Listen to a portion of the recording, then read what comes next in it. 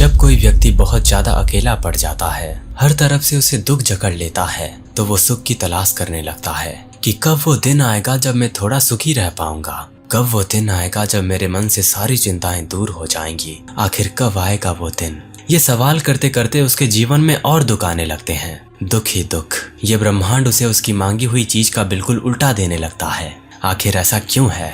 असल में दोस्तों, ये ब्रह्मांड उसकी परीक्षा करता है कि क्या ये वास्तविकता को समझने योग्य है, कि क्या ये वो बन सकता है जो मैं इसे बनाना चाहता हूँ। वो दिव्य मानव जो ब्रह्मांड की आग से निकली चिंगारी से पैदा होता है, अनंत लोगों से संबंध रखने वाला वो आत्मा जो सत्य की तलाश में इस धरती लोक में चारों तरफ से मार खाकर जी रहा है। शायद ये बातें आपको समझ ना आए, इसीलिए मैं सीधा पॉइंट पर आना चाहता हूँ। तो जब कोई व्यक्ति दुखों से भर जाता है तो ये ब्रह्मांड उसके जीवन में दुख की नदियां बहा देता है, ताकि वो व्यक्ति उस दुख का उपयोग करके ज्ञान के मार्ग पर चल सके, वास्तविकता को समझ सके। जरा सोच कर देखो, अगर किसी व्यक्ति को जीवन में केवल ऐसो आराम और सुख ही मिलता रहेगा तो थोड़ी ना वो ज्ञान के मार्ग पर आना चाहेगा। वो तो उन्हीं चीजों की परछाइयों में नाचता रहेगा। तो जब वो दुखी व्यक्ति एक बार ज्ञान के मार्ग को चुन लेता है, तरह तरह की चीजों को समझता है, जैसे कि ये संसार और ये ब्रह्मांड और उसका अपना खुद का शरीर और मन किस तरह से काम कर रहा है, ये समझ लेता है, तो उसे सुख दुख और बाकी भौतिक चीजें तुच्छ लगने लगती हैं। और इस चीज को वो ही गहराई से एहसास कर सकता है जो हर एक चीज को बिल्कुल गहराई से निरीक्षण कर सकता है। और निरीक्षण करने का सबसे आसान तरीका होता है ध्यान की अनंत गहराई में अपने आप को डुबा देना।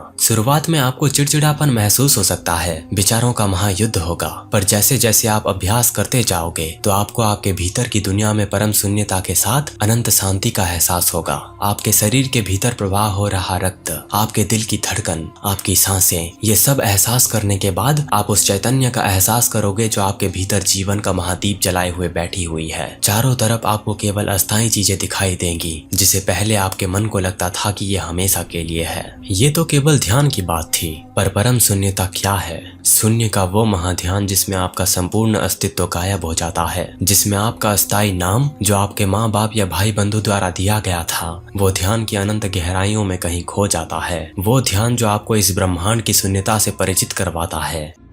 कभी अकेले में नक्षत्रों को देखना, घंटों तक देखना, चाहे आप पागल हो जाओ या लोग आपको पागल कहें, घंटों तक उन नक्षत्रों को पागलों की तरह देखने के बाद आपको अंदर से ये महसूस होगा, आप तो उन्हीं सितारों के धूल से निर्मित हुए हो जिस आंख से आप उन्हें देख रहे हो। पर क्या आपने कभी शून्यता का एहसास किया है, जहाँ पर आपका और इस समग्र संसार और ब्रह्मांड का संपूर्ण अस्तित्व गायब हो जाता है?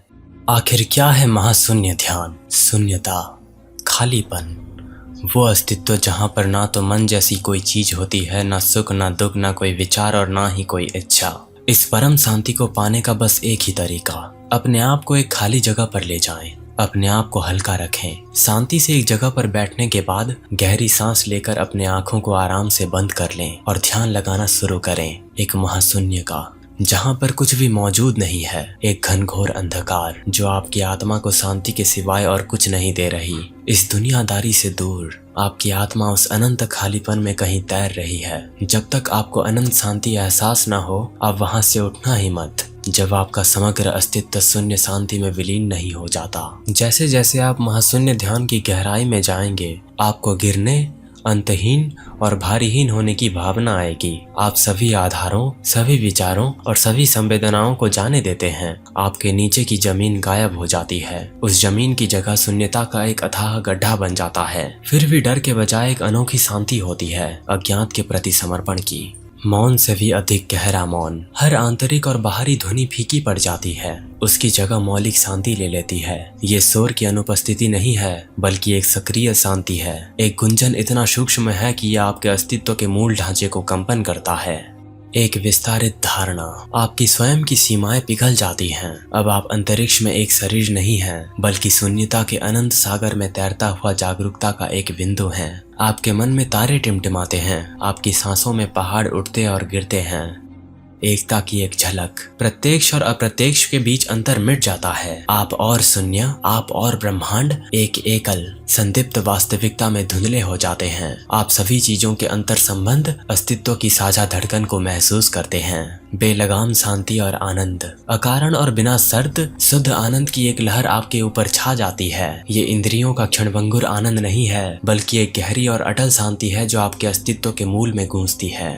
शून्यता आनंददायक और भयावह दोनों हो सकता है। दोस्तों, ध्यान के कई रस होते हैं। एक एक को जब आप चखते जाओगे तो आपको उतनी ही नई चीजों का एहसास होगा, वास्तविकता का एहसास होगा, परमात्मा जैसी कोई महाशक्ति है भी या नहीं इसका एहसास होगा, जिसका सदियों से इस मानव जाति का तलाश है। आज हमने शून्यता के महाध्यान के विषय में जाना। क्या आप ऐसे और ध्यान के विषय पर वीडियोस चाहते हो तो बस इंतजार कीजिए मेरे अगले आने वाले वीडियोस का। और अगर आप मेरी माया की 27 कहानियां वाली PDF बुक को पढ़ना चाहते हो तो लिंक मैंने नीचे दे दिया है।